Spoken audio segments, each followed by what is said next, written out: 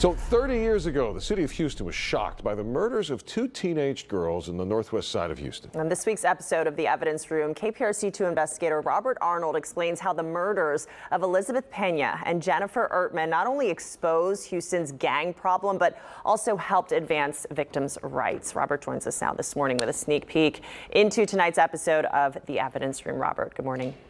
This was just, horrifying on so many levels. I was in college at the time, and I remember my parents lived close to the neighborhood where these murders happened, and to say that it just stunned the entire city would be an understatement. These are two young girls. They're just walking home, trying to make it home by curfew, take a shortcut, and they stumble across this group of gang members that were all just hyped up from initiating a new member, and they were attacked. And in tonight's episode, we sit down with one of the main detectives who worked that case. Based on the photos that are still in evidence and some of the things that are still in the archive, it appears this was not quick.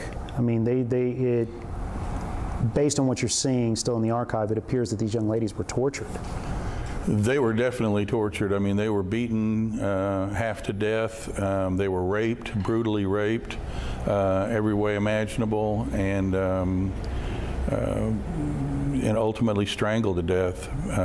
They endured as much pain and horrific torture as a person could probably put up with. They were killed so they couldn't ID who had attacked and sexually assaulted them, correct? Correct. If they'd have been left alive, they could have identified everybody that was involved, theoretically, because these guys all hung out in that neighborhood. So they were all from the area? Yeah, more or less, yes. One of the defendants lived within a stone's throw of where the bodies were found in the apartment complex there nearby.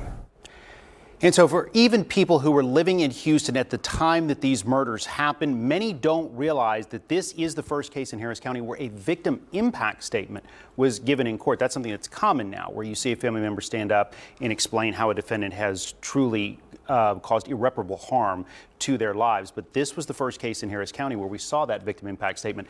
This is a case that also was one of the ones that was instrumental in getting the state to change policy and allow family members of victims to witness executions. And we go into all that in tonight's episode because we didn't want to focus just on the horrific nature of these crimes. We wanted to show how this case really helped advance victims' rights in the state of Texas.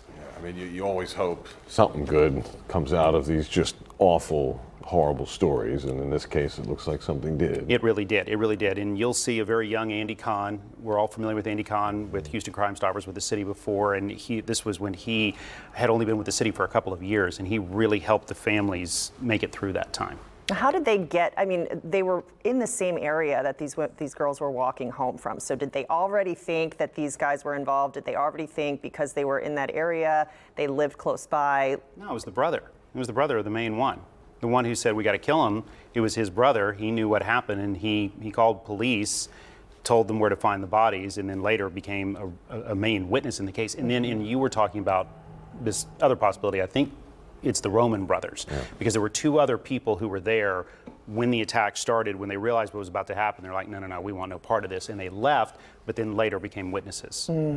Needed that. Oh, wow. And not a day goes by, especially folks that walk along that bayou up there, that you don't think about those two girls. The memorial's there. The memorial's there. The benches are there to those two young ladies. Yes. Boy, oh boy. All right. So anyway, there's a lot more to see tonight in the latest episode of The Evidence Room. It streams at 6:30 exclusively on our KPRC 2 Plus app. Thanks to Robert Arnold and the crew. Yeah, definitely tune in.